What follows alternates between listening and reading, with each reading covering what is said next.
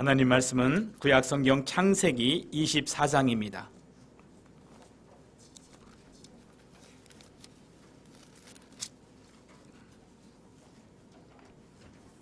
창세기 24장 3절에서 9절까지 말씀을 봉독하겠습니다. 내가 너에게 하늘의 하나님, 땅의 하나님이신 여호와를 가리켜 맹세하게 하노니 너는 내가 거주하는 이 지방 가나안 족속의 딸 중에서 내 아들을 위하여 아내를 택하지 말고 내 고향 내 족속에게로 가서 내 아들 이삭을 위하여 아내를 택하라. 종이 이르되 여자가 나를 따라 이 땅으로 오려고 하지 아니하거든 내가 주인의 아들을 주인이 나오신 땅으로 인도하여 돌아가리이까. 아브라함이 그에게 이르되 내 아들을 그리로 데리고 돌아가지 아니하도록 하라. 하늘의 하나님 여호와께서 나를 내 아버지의 집과 내 고향 땅에서 떠나게 하시고 내게 말씀하시며 내게 맹세하여 이르시기를 이 땅을 내 씨에게 주리라 하셨으니 그가 그 사자를 너보다 앞서 보내실지라. 내가 거기서 내 아들을 위하여 아내를 택할지니라.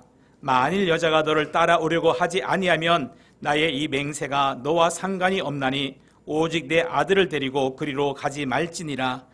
그 종이 이에 그의 주인 아브라함의 허벅지 아래에 손을 놓고 이 일에 대하여 그에게 맹세하였더라. 아멘. 이 시간 담임 목사님 나오셔서 하나님 말씀 전해주시겠습니다. 비전센터 성도님들 주님의 이름으로 환영합니다. 할렐루야 인사하십시다. 예, 대단히 감사합니다. 기도드리겠습니다. 사랑과 은혜가 충만하신 아버지 하나님, 이 시간에도 하나님의 크고 놀라우신 은혜와 사랑을 참 감사를 드립니다. 오늘 한 해를 마감하는 이 송년주일에 저희들을 주님 앞에 불러주셔서 1년 동안도 우리의 삶을 이끌어오신 그 하나님의 은혜를 되새겨보며 감격할 수 있는 귀한 은혜를 허락해 주시니 감사합니다. 여호와 이레 하나님께서 1년 동안 우리의 삶에 필요한 모든 것을 준비해 주신 줄로 믿습니다. 그래서 에벤에셀의 하나님께서 오늘 여기에서 우리의 예배를 받으시며 영광 받아주시오매 진심으로 감사를 드립니다. 하나님 감사합니다. 이 시간에도 하나님이 주시는 말씀을 신비에 새기기를 원합니다. 성령이여 조각의 칼로 우리의 마음속에 그 마음이 새겨지게 도와주시어서 내년도 하나님의 거룩한 은혜 안에서 하나님의 영광을 위해서 살아가는 저희들의 삶이 되어질 수 있도록 인도하여 주시옵소서. 이 모든 말씀 우리 주 예수 그리스도 이름 받도록 감사하며 기도하옵나이다. 아멘. 어떤 목사님이 설교를 하고 있었습니다. 그때 어디선가 전화벨이 울렸습니다. 그래서 조용히 말씀하시기를 빨리 전화를 끄라고 그랬습니다. 조금 후에 전화가 또 울렸습니다. 그래서 조금 짜증 섞인 음성으로 전화를 빨리 끄라. 예배 전에 전화를 끄고 들어오는 것이 예배자의 예의가 아닌가 하면서 타이르셨습니다. 이 같은 현상은 종종 우리들이 겪는 일이에요. 그런데 조금 후에 전화가 또 울렸습니다. 그런데 이번 전화는 설교를 하시는 목사님의 주머니에서 울렸습니다. 그 목사님은 태연하게 전화기를 꺼내서 받았습니다. 여보세요? 아, 하나님이세요?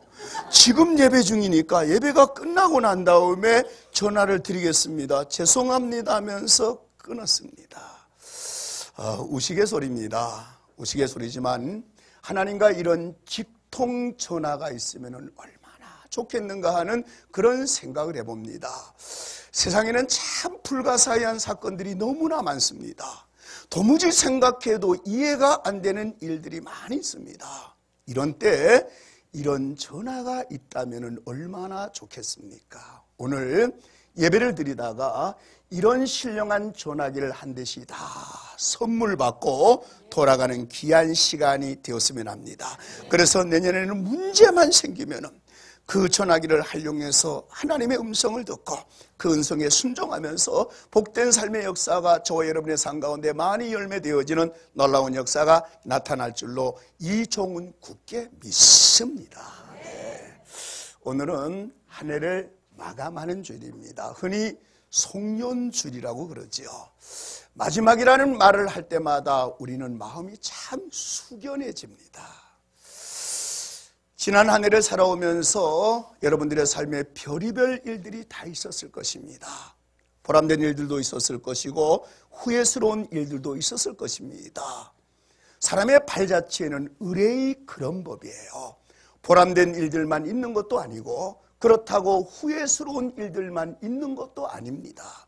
그런데 마지막 시간이 되어지면은 보람된 일들보다는 후회되고 아쉬운 일들만 생각나게 됩니다. 아마 오늘 여러분들이 여기에 서서 지난 1년을 되돌아보면 나는 지난 1년 동안 이런 기쁜 일이 너무너무 많았어라고 하는 생각보다는 지난 한 해를 살아올 때 이 점이 너무 아쉬웠어, 이 점이 너무 부끄러웠어, 이 점이 너무 후회스러웠다라고 하는 그런 생각이 아마 여러분의 마음에 더 많이 새겨질 것이라고 생각이 되어집니다. 그래서 사람들은 후회하면서 살아가는 존재예요. 그래서 오늘 이 시간에는 지나간 시간보다는 다가오는 새 시간에 초점을 맞추어 가지고 말씀을 드리려고 합니다. 본문은 아브라함의 늙은 종 이야기예요. 이 종에게서 우리는 성경에 나와 있는 가장 충성스럽고 충직되고 진실하고 주인으로부터 인정받는 청지기의 모습이 어떤 것인가라고 하는 사실을 보게 되어집니다. 아무쪼록 저는 새해를 살아가면서 하나님 앞에, 교회 앞에서 내 인생에 직장인으로서, 사업가로서, 그리고 교직자로서, 젊은이로서, 어른으로서, 부모로, 자식으로, 신앙인으로서 이렇게 살아갔으면 합니다. 그렇게 살면 한 해를 다 살아간 다음 한 해를 되돌아볼 때에 아마 아무런 후회스러운 마음이 일어나지 않을 것이라고 생각이 되어집니다. 그래서 오늘 말씀의 제목을 늙은 종 이야기라고 붙였습니다. 성경에서 아브라함은 참 대단한 존재예요. 참 위대한 존재지요. 하나님은 아브라함으로부터 말씀을 시작하십니다.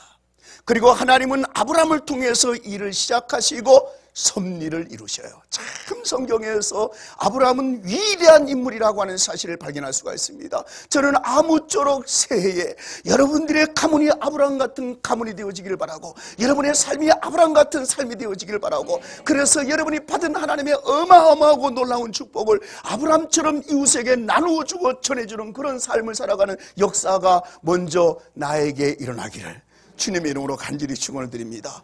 나에게 임한 다음에 그 다음에 어디로 임할까? 장로님에게로 임하지.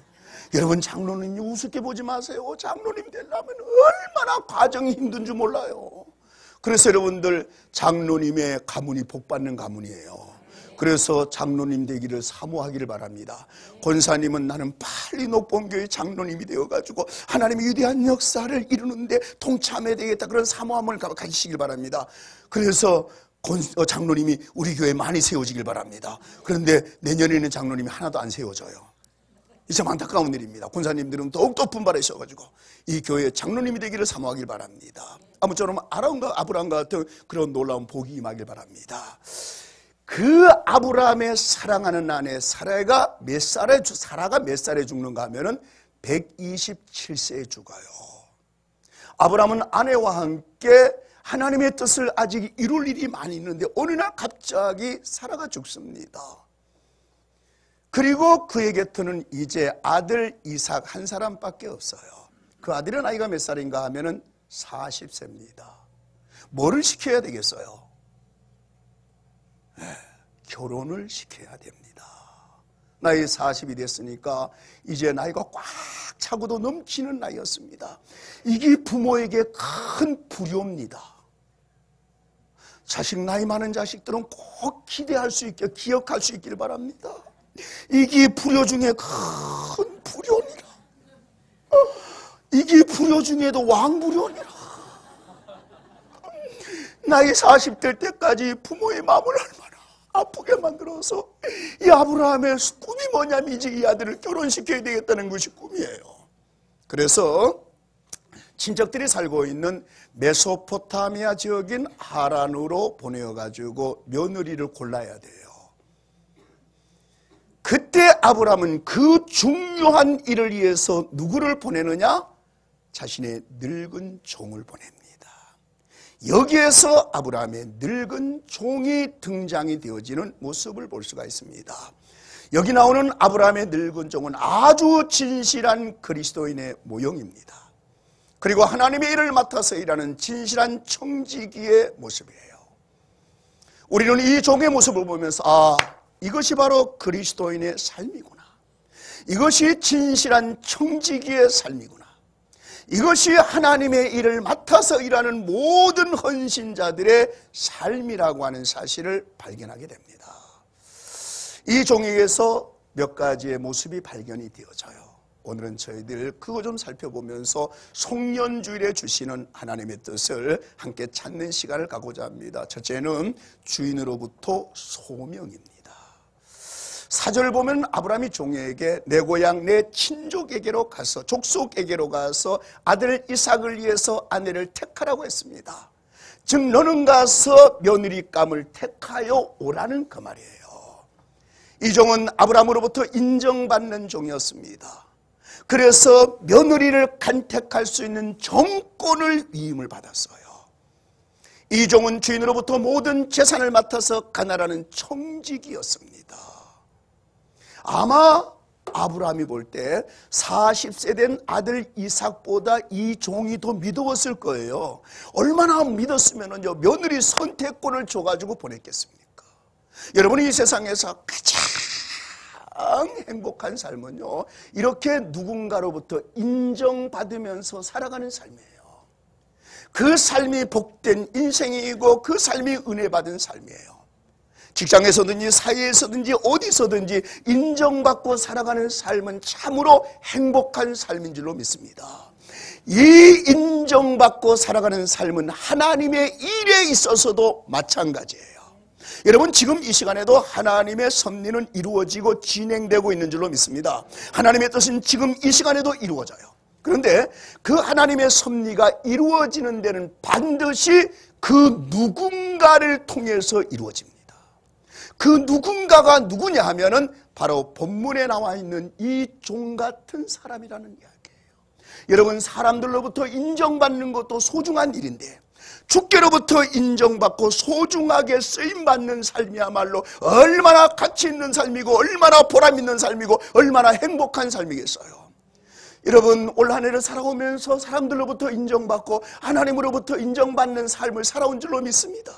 그래서 녹봉교회는 날마다 부흥합니다. 일치월장 성장하는 교회예요. 그런데 내년에는 더욱더 여러분이 인정받되 하나님으로부터 인정받아서 귀하게 쓰임받는 삶이 다 되어지시기를 바랍니다. 하나님의 뜻은 오늘도 이루어집니다. 그런데 녹봉교회에서 예배드리는 모든 성도 한 사람 한 사람을 통해서 하나님의 뜻이 이루어진다는 사실을 기억하면서 내년에는 내가 남편에게 인정받고 아내에게 인정받고 자식들에게 인정받고 무엇보다도 교인들에게 인정받고 하나님 앞에 인정받는 삶을 살아야 되겠다고 결단하고 다짐할 수 있는 귀한 시간이 되어지길 바랍니다. 하나님이 여러분을 쓰실 거예요. 쓰시면 복을 주시는 거예요. 능력 주시는 거예요. 은혜 주시는 거예요. 주인으로부터 아름다운 소명받는 귀한 삶이 되어지길 바랍니다. 두 번째는 주인의 의중을 정확히 이해했습니다. 여러분 무슨 일을 할 때는요 뜻을 정확히 알고 하는 것이 중요해요. 여기 종을 무슨 종이라 그랬는가 하면은 늙은 종이라 그랬어요. 그러니까 아마 경험이 풍부하고 생각이 깊었을 거예요. 그래서 아브라함의 지침을 건성으로 듣지를 않았습니다. 그리고 책임감 있게 물어요. 5절을 보면 뭐라 그러는가 하면은 종이 이르되 여자가 나를 따라오지 아니하려면 아니하거든 내가 이삭을 데려가도 됩니까 그래요. 그랬더니 아브라함이 절대로 이삭을 데려가지 마라 그래요. 아브라함은 이삭이 혹시 오고 가는 중에 이방 여자들에게 현혹이 될까봐 염려한 거예요. 이 젊은이들은요 앞뒤를 가리지를 못해요. 어느 순간에 눈에 좋은 상대가 나타나면은요 정신을 차리지를 못해요. 나는 우리 집에 그런 은혜의 역사가 일어나기를 간절히 소원합니다. 그냥 보고 너무 좋아가지고 앞뒤를 가리지 못할 정도로 막 그런 흥분한 역사가 죄송합니다. 우리 집안 이야기를 해서 얼마나 안타까움에 그 얘기를 하겠습니다. 우리 금빛이의 큰 은혜가 우리 다소리에게 임하길 바라고 정 안 되면 새하늘이라기도 그 은혜가 임하는 역사가 나타나길 바랍니다. 그래서 이 두 딸은 정말로 내 말 안 들어요. 안 간대요. 그래서 요새는 새하늘을 붙들고 제가 사정사정 너가 가야 되느니라. 너가 먼저 가야 돼. 앞뒤를 가리지 못해요. 젊은이들은 좋은 상대가 나타나면은. 지금 아브라함은 하나님의 뜻을 이룰 일이 남아있는데 이삭이 혹시 눈이 돌아가가지고 이방 여자들에게 빠져버리면 이게 큰일인 거예요. 우리는 때로요, 일을 많이 하기만 하면 되는 줄 알아요. 주인의 뜻도 모르고 하나님의 뜻도 모르면서 일을 많이 하려고만 합니다. 여러분, 일을 하되 정확히 알고 하는 것이 중요해요. 이 일의 목적이 무엇이고 뜻이 무엇인가를 정확하게 알고 하는 일이 너무나 중요한 것입니다. 하나님의 일이나 교회의 일은요, 자기를 위한 것이 아닙니다. 자기를 나타내기 위한 일도 아니에요. 그래서 무엇보다도 뜻이 무엇인가 정확히 알고 하는 것이 중요한데 우리는 이 늙은 종의 모습에서 그런 신중한 자세를 배우게 되는 거예요. 세 번째는요, 기도하는 사람이었습니다. 마침내 이 종이 주인의 중차대한 임무를 부여받고 먼 길을 떠나요. 그 길은 가나안에서 메소포타미아까지 가는 길로서 거리가 800km가 되는 길입니다. 오늘의 이스라엘에서 터키를 거쳐서 이라크 땅까지 낙타를 타고 갔을 거니까 아마도 3, 4개월은 좋게 걸렸을 거예요. 이 종이 그렇게 가서 마침내 목적지인 하란에 도착해가지고 우물가에 앉아서 기도를 합니다. 어디에 가서 처녀를 구해서 데려가야 합니까? 아마 이 종이 막막했을 거예요. 생면부지의 땅에 와가지고 처녀를 구해야 되는데 어디 가서 구해야 됩니까? 그래서 이 종이 우물가에 앉아서 기도를 해요. 기도를 하는데 그때 이 종이 2번 기도를 합니다. 한 번은 주인에게 복을 주시라고 기도해요. 자, 12절에 보니까 뭐라고 말하는가 하면은 내 주인 아브라함의 하나님 여호와여 원컨대 오늘 나에게 순족하게 며느리감을 만나게 하사 내 주인 아브라함에게 은혜를 베풀어 주시옵소서. 그렇게 기도해요. 참 신실한 종이에요. 오늘은 주인을 위해서 이렇게 기도하는 종이 없습니다. 오늘은 주인이 없는 자리에서 다 주인을 욕하고 배반합니다. 다시 바꾸어서 말하면 오늘은 목사님이 없는 자리에서 다들 목사님을 욕하고 목사님을 비난하고 목사님을 헐뜯는데 녹봉교회는 제매입니다. 오늘은 주인을 위해서 이렇게 기도하는 종이 없어요. 여러분, 노사관계를 보세요. 자기가 다니는 직장이 망하든 말든 간에 투쟁하고 불지르고 파괴합니다. 오해하지 말고 들으세요. 기업주가 아무리 악덕 기업주라고 하더라도 자기가 다니는 직장을 파괴하고 불지르는 행위는 용납될 수가 없는 거예요. 오늘 부모들이 유산을 안 주었기로서니 그 부모를 버리고 모른 척하고 길거리로 내몰아가지고 얼어 죽게 만드는 세상이에요. 그러니까 그 자손이 복을 받을 수가 있겠느냐는 거예요. 그래서 오늘 이 종의 모습이 우리에게 참 신선하게 보이는 거예요. 내 주인 아브라함의 하나님 여호와여 원합니다. 내 주인에게 은혜를 좀 베풀어 주옵소서. 이것이 종의 기도예요. 그리고 이 종이 2번째 또 기도해요. 이번에는 며느리감을 순적하게 만나게 해달라고 기도합니다. 14절을 보니까 이제 여기 우물가로 처녀들이 올 건데 내가 한 처녀에게 이르기를 원하건대 물동이를 기울여서 나로 좀 마시게 하라 하려니 자, 그의 말이 그의 대답이 마시라 하는 처녀가 있으면은 이는 주께서 주의 종 이삭을 위해서 정하신 자라. 이로 말미암아 주께서 내 주인에게 은혜를 베푸시는 줄을 내가 알겠습니다. 그 말이에요. 쉽게 말하면 뭐냐면은 한 처녀가 물길로 오면은 내가 물을 좀 달라고 할 건데 그의 대답이 당신뿐만이 아니라 당신 나귀에게도 낙타에게도 물을 주겠다고 하는 소녀가 있으면은 그가 바로 하나님이 정하신 주수로 알겠습니다. 그 말이에요. 여러분, 얼마나 정확하고 구체적인 기도예요. 그렇게 기도하고 났더니 한 처녀가 물을 기르러 오는 거예요. 그래서 물을 좀 달라고 그랬어요. 그랬더니 그 처녀가 선뜻 물을 주면서 당신 낙타에게도 물을 주겠습니다 하면서 물을 길어다가 낙타에게 먹이는 거예요. 그때 이 종이 그 모습을 보고 너무 신기해가지고 무릎을 탁 쳤을 거예요. 너무 세게 때렸나? 여러분 신비롭지 않습니까? 그래서 그 처녀에게 물어요. 너희 집이 어디 있느냐? 네 집 자손이냐? 너희 집에 빈방이 있느냐? 그래서 이 종이 처녀를 따라 집에 가보니 그 집안이 바로 누구냐 하면은 자기가 찾고 있는 아브라함의 조카 부두엘의 딸 리브가임을 알게 됐어요. 여러분 얼마나 신기하고 반갑고 하나님의 인도가 분명한 거예요. 이 종이 소녀의 집에 가서 지금까지 된 일을 다 이야기를 했어요. 이야기를 했더니 그를 막 적극적으로 한대를 하는 거예요. 한대하면서 리브가의 옷가바 라반과 그에 붙인 부두엘이 그 자리에서 뭐라 그러는가 하면 딸을 데리고 가가지고 내 주인의 며느리를 삼으라 그러는 거예요. 그게 50절이에요. 라반과 부두엘이 대답하되 자 이는 여호와께서 정하신 것이라 여호와로 말미암은 것이라 영한 것이라 말미암은 것이라 자 말미암은 것이었으니 그를 데려가가지고 여호와의 명대로 내 주인의 아들의 아내가 되게 하라 그러는 거예요. 너무나 선명하고 분명한 하나님의 응답이니까 누가 거역할 수가 있겠어요. 여러분 여기에서 이 종은 우리에게 기도하는 법을 가르쳐주고 있습니다. 기도는 이렇게 구체적으로 해야 돼요. 우리는 너무 개념적인 기도를 합니다. 기도의 법을 몰라서 그렇습니다.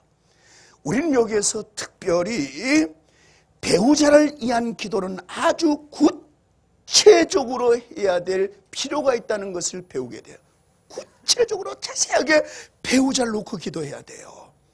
어떤 처녀가 배우자를 위해서 기도했습니다. 첫 번째는 가슴이 넓은 사람을 주세요. 두 번째는 미국 가서 살고 싶으니까 그런 뜻을 가진 남자를 주세요. 세 번째는 권사가 아닌 집사 시어머님을 주세요. 그렇게 기도했어요. 그런데 사람을 만나보니까 이 세 가지 조건에 딱 맞는 남자가 나오더라는 거예요. 여러분 기도는 구체적으로 해야 됩니다. 세밀하게 해야 돼요. 자세하게 해야 됩니다. 특별히 배우자를 위한 기도는요 아주 구체적으로 조목조목 놓고 기도해야 될 필요가 있다는 것을 배우게 됩니다. 할렐루야 축구단이 있습니다. 처음에 이 축구단은 기도하는 젊은 선수들이 모여서 결성이 됐어요.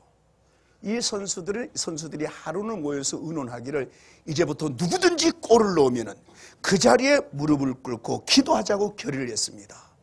그리고 처음 누가 골을 넣었는가 하면은 신현호 선수가 골을 넣었어요. 그러자 이 선수가 너무나 좋아가지고 막 펄쩍펄쩍 뛰어다니려고 기도한다는 생각을 잊어버렸어요. 그리고 생각이 났을 때는 이미 기도할 타이밍을 놓쳐버린 거예요. 그리고 다시 경기가 시작되었는데 이번에는 누가 골을 넣는가 하면은 이영무 선수가 골을 넣었어요. 이 선수는 골을 넣고 그 자리에 앉아가지고 무릎을 꿇고 기도했습니다. 이건 대단한 용기예요. 대단한 신앙 고백입니다. 그때서부터 축구장에서 무릎을 꿇고 기도하는 모습이 나타나게 된 거예요. 그런데 그때 기도하지 못했던 신현호 선수가 후에 이런 간증을 했다고 합니다. 나는 그날 기도할 기회를 놓쳤기 때문에 그 후에 선수 생명이 끝났고 이영무 선수는 그날 기도한 것 때문에 그 후에 선수 생명이 계속되었다. 여러분 기도는 무슨 기도든 다 소중한 겁니다. 그런데 더 소중한 기도가 있다면 하나님께 영광을 돌리는 기도고 구체적으로 자세하게 하는 기도예요. 새해에는 이런 기도를 많이 하실 수 있기를 바랍니다. 이 종은 자기 주인에게 복을 주시라고 기도했습니다. 그리고 진정 주인의 뜻에 맞는 처녀를 만나게 해달라고 기도했어요. 이런 기도를 하나님이 어떻게 외면할 수가 있겠느냐는 거예요. 그래서 이 종이 처녀를 따라서 그 집에 가가지고 지금까지 된 일을 모두 다 이야기를 했더니 가족 모두가 다 종의 말을 믿고는 뭐라 그러는가 하면은 딸을 데리고 가가지고 며느리 삼으라는 거예요. 나는 이 구절을 아무리 생각해봐도 이해가 안 되는 거예요. 아니, 어느 낯선 사람이 와가지고 당신 딸을 달려고 할 때 어느 누가 선뜻 데려가시오 할 사람이 있겠습니까? 아니, 어느 낯선 사람이 와가지고 딸 데려간다고 할 때 누가 선뜻 데려가러 갈 사람이 누가 있겠어요? 반응이 이러니까 한번 확인합니다. 자, 시간의 관계상 한 사람만 내가 확인을 할게요. 누구를 확인할까? 예, 가까우니까. 예, 김명숙 권사님 확인합니다. 권사님, 어떤 생명부지의 사람이 와가지고 얘나를 며느리감으로 달려고 할 때 할렐루야 아멘 하면서 주겠어요? 아니, 못 준다 그러잖아. 근데 반응이 너무 시원찮다. 내 같으면 이게 도저히 안 되는 일인데 벌떡 일어나가지고 목사님 그게 말이 되는 소리예요 막 이렇게 따질 건데 이게 반응이 시원 이렇게 끝나는 거야. 이 마음에는 얘나를 빨리 보내야 되겠다는 생각이 깃들어 있는 거예요. 얘나야, 아빠 엄마에게 더 잘해야 되겠다. 빨리 짐 싸가지고 나가는 수가 있다. 너 여러분, 어느 누가 생명부지의 사람이어서 달라고 할 때 그 딸을 보내겠느냐는 거예요. 그런데 이 집안은 그 딸을 그 자리에서 데려가라 그래요. 그것은 이 종의 신실함입니다. 신실한 언행입니다. 신실한 기도의 내용 등을 다 듣고 온 가족에게 믿음이 생겼기 때문이에요. 오늘 우리에게 이 모습이 중요한 겁니다. 이 신실함이 세상을 구원할 수가 있습니다. 그리고 이 신실함이 세상의 빛이 됩니다. 소금이 되어집니다. 이것이 이 세상을 살아가는 데 가장 중요한 재산입니다. 믿음입니다. 자본입니다. 신실하십시다. 우리의 믿음이 아무리 탁월하고 아무리 입술로 주님을 사랑한다고 하더라도 내 삶의 모습이 진실하지 아니하면은 사람들에게 영향력을 행사할 수가 없습니다. 생명부지의 사람이 와서 말 한마디 하는데 그 딸을 데려가라 그러잖아요. 이 사람이 얼마나 신실했습니까? 얼마나 신실한 언행과 신실한 기도의 내용을 듣고 감동을 받았느냐는 거예요. 내년에 우리 모두 이런 신실함으로 사람들을 감동시키는 그런 아름다운 역사가 저와 여러분의 삶 가운데 일어나기를 주님의 이름으로 축원합니다. 네 번째입니다. 종의 책임감이에요. 이 종이 마침내 하나님의 인도하심을 받아서 아주 순조롭게 처녀를 만납니다. 그리고 곧바로 처녀를 데리고 돌아가려고 그래요. 그러니까 처녀 집안에서 얼마나 서운하겠습니까? 그래서 며칠을 더 머물다 가라고 애원을 합니다. 55절에 보면은요, 그 어머니가 이르되, 자, 이 아이로 하여금 며칠 혹은 열흘간 우리와 함께 머물게 하라. 그 후에 가라 그래요.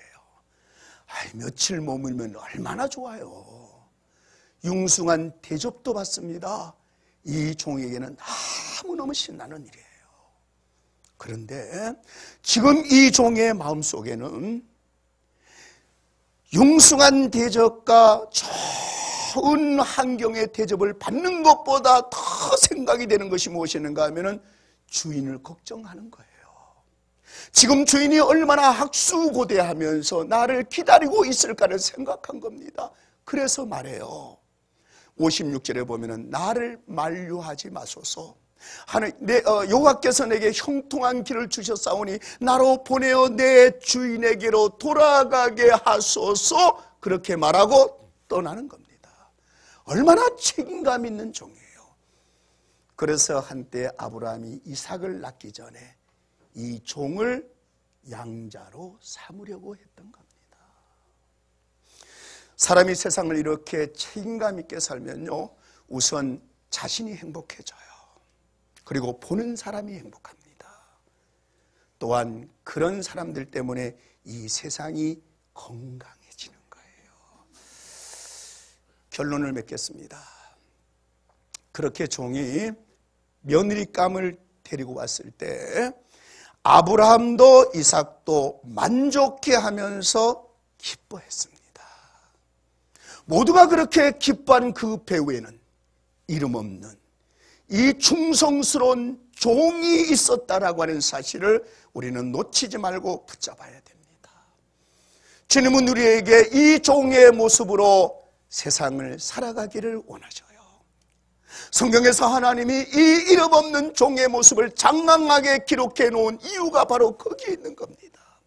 우리에게 진정한 청지기의 정신과 삶의 모습이 어떤 것인가라고 하는 사실을 보여주시기 위함이에요. 사람이 세상을 살아갈 때에 누군가로부터 이렇게 존경을 받고 신뢰를 받고 살아간다는 것은 참 중요한 일이에요. 그럼 나도 행복해지고 너도 행복해지고 보시는 하나님도 기뻐하십니다. 그리고 그런 사람들로 인해서 이 세상이 감동을 받게 되는 것입니다. 세계적인 부자였던 카네기가 늙어갈 때에 사람들은 누구를 후계자로 선정할까 모두 궁금해했어요. 그때 카네기가 과감하게 자기의 비서를 후계자로 선정을 했습니다. 이 비서는 처음 그 직장에 경비원으로 들어왔어요. 그런데 이 경비원이 너무나 신실한 거예요. 그래서 카네기가 그를 자기 수행 비서로 삼았습니다. 그리고 나중에는 비서실장으로 기용을 하고 마침내 그를 자신의 후계자로 선정을 했어요. 이유는 딱 한 가지입니다. 그것은 그 사람의 신실함과 믿음 때문이에요. 신실함을 보시고 경비원이었던 그를 그 카네기의 후계자로 세웠어요. 이것은 하나님이 사용하시는 원리입니다. 하나님이 다윗을 양치는 목동에서 이스라엘 백성들의 머리로 삼으셨어요. 하나님은 농사짓던 엘리사를 불러서 선지자로 삼아가지고 그 시대의 어려운 사람들에게 메시지를 전하게 했습니다. 하나님은 10월 청년 요셉을 불러내어가지고 애굽으로 보내어가지고 가장 어려운 때에 그 나라의 총리가 되게 하셨습니다. 들에서 양치던 그 시대에 가장 뒤처진 목자들에게 꿈을 보여주셔가지고 예수님의 나심을 알고 가장 먼저 찾아가서 축하하게 했습니다. 군대 백부장 고넬료에게 꿈에 나타나셔가지고 베드로를 청하여 은혜를 받으라는 계시를 주셔가지고 고넬료의 모든 가족과 종들까지 구원의 은혜를 받았습니다. 이 사람들은 모두가 자기 일에 신실하고 충실했던 사람이었고 또 하나님이 그 모습을 보실 때에 기쁘게 여기셨던 공통점을 가지고 있었던 사람들이에요. 사람들에게 하나님으로부터 은혜를 입고 복을 받는 길은 단 한 가지입니다. 그 모습이 오늘 본문에 나와 있는 이 종의 모습 속에 다 나타나고 있습니다. 사람들이 인정하고 향기로운 인생은 하나님도 감동을 받으십니다. 새해는 그렇게 살아갈 수 있기를 바랍니다. 그러면 한 해 동안 신앙적 체험들을 많이 하게 될 것입니다. 그리고 이 종이 인도받은 그 인도를 우리도 받게 될 줄로 믿습니다. 새해를 기대하면서 신실함으로 하나님 앞에 다가가는 저와 여러분들 될 수 있기를 주님의 이름으로 축원합니다. 기도하십니다. 사랑과 은혜가